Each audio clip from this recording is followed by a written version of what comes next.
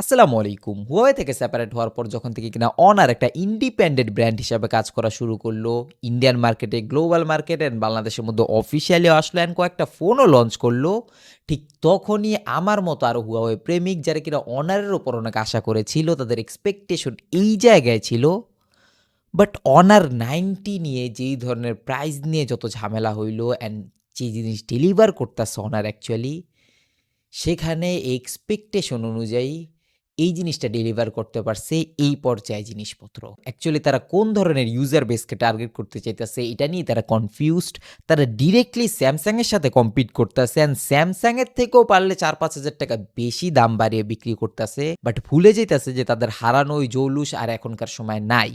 একটা সময় হুয়াওয়ে উড়াধুরা দামের মধ্যে ফোন লঞ্চ করলো, তারা হার্ডওয়্যার লেভেল একদমই যে ধরনের কোয়ালিটি মেনটেন করতো সেই জিনিসটার জন্য হয়তো ওই সময় এই জিনিসটা জাস্টিফাইড থাকতো অ্যাকচুয়ালি ওভার প্রাইসডের বিষয়টা। বাট এখনকার সময় যেখানে কিনা স্যামসাং স্টেবল হয়ে গেছে, অ্যাপেলের অনেক ফোন ইন্ডিয়াতে সেলের মধ্যে কম দামে পাওয়া যায়, যেগুলো কিনা বাংলাদেশের মধ্যে আনঅফিসিয়ালি ঢুকে একটা না একটা সময়। অ্যান্ড এর থেকেও বড় বিষয়, প্রিমিয়াম মিড রেঞ্জ ক্যাটাগরির ক্লাটার্ড মার্কেটের মধ্যে শাওমি, রিয়েলমিও ফোন আনা শুরু করছে। ওপ্পো, ভিভোর ফোনগুলো আগের থেকেই চলতেছে অ্যান্ড রিসেন্টলি আইকিউ যথেষ্ট প্রমিজিং মনে হচ্ছে। সেখানে এসে তারা ভ্যালু ফর মানির দিকে তাকাইতাছেই না, তারা একটা ওভার প্রাইসড ফোন লঞ্চ কইরা উল্টাপাল্টা ভাবে মার্কেটিং করতেছে, মনে করতেছে যে স্যামসাং এর ফোনটা বাদ রেখে এখনকার সময় ভরসা করে মানুষ অনার 90 ফোনটাকে নিবে। অ্যান্ড অনার 90 ফোনটাই শুধুমাত্র রিসেন্টলি তাদের লঞ্চ হওয়া ফোনগুলোর মধ্যে একটা লজিক্যাল ফোন, যেটা কিনা অ্যাকচুয়ালি বিক্রি হতো যদি একটু লজিক্যালি প্রাইসটা রাখা হতো। এই ফোনটার পিছনে এই অনার নামের জন্য সর্বোচ্চ গেলে মানুষ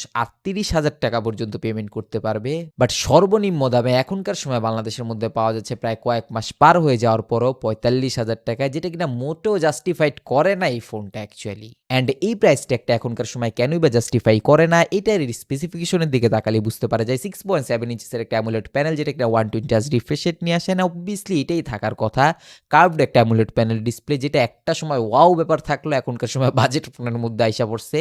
সেজন্য এটা এক্সাইটেড করার মতো কোনো কিছুই না। এই বাজেট ক্যাটাগরির মধ্যে মাল্টিপল চয়েসেস রয়েছে, যার যার প্রেফারেন্স যেরকম। বাট মেন বিষয় হচ্ছে কলকম স্ন্যাপড্রাগনের 7 জেনারেশন 1 প্রসেসরটা কি একটু খারাপ প্রসেসর? না, মোটেও না। এটা যথেষ্ট কেপাবেল প্রসেসর। বাট কোন দামের মধ্যে কেপাবেল? এর কম্পিটিশনে কারা কারা রয়েছে একবার তাকান।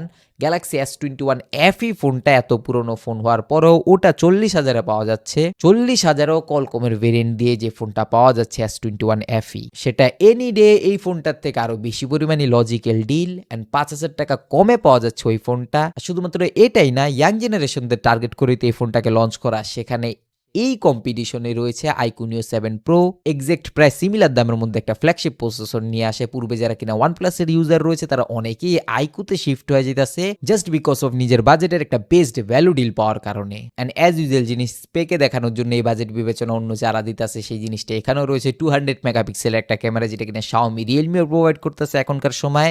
নাথিং ফ্যান্সি কিছু, বাট দেখতে ফ্যান্সি এরকম একটা অবস্থা। এই দামের মধ্যে অন্য যতগুলো কম্পিটিটর রয়েছে অলমোস্ট তাদের মতোই ক্যামেরা। আপনি এই ফোনে 200 মেগাপিক্সেলের ক্যামেরার রেজাল্ট কখনো স্যামসাং এর ফ্ল্যাগশিপ ফোনের সাথে তুলনা করতেই পারবেন না।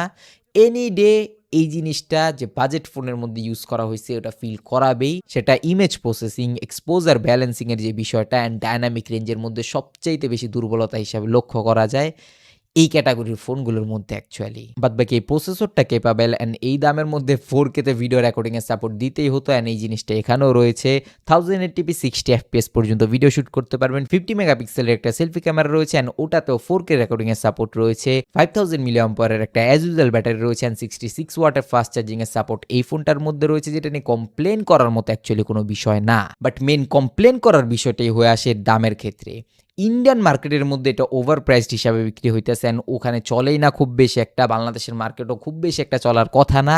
অফিসিয়াল মার্কেটের মধ্যে যে দামের মধ্যে লঞ্চ হয়েছে অ্যারাউন্ড আন্ডার 60K এর মধ্যে, সেটা ওই ক্ষেত্রে হয়তো বা ঠিক আছে, কেননা বাংলাদেশের মধ্যে অফিসিয়াল মার্কেটের মধ্যে স্যামসাং অনেক ওভার প্রাইস করে ফোনকে বিক্রি করে।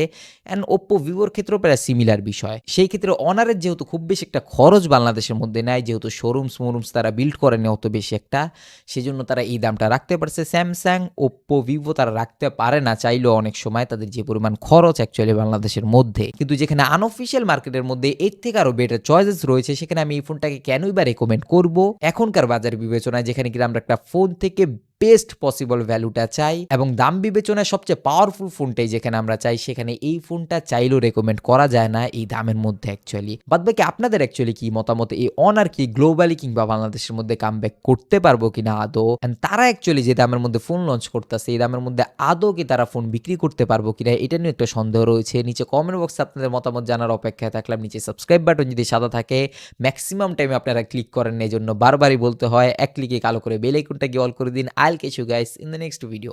আল্লাহ হাফেজ।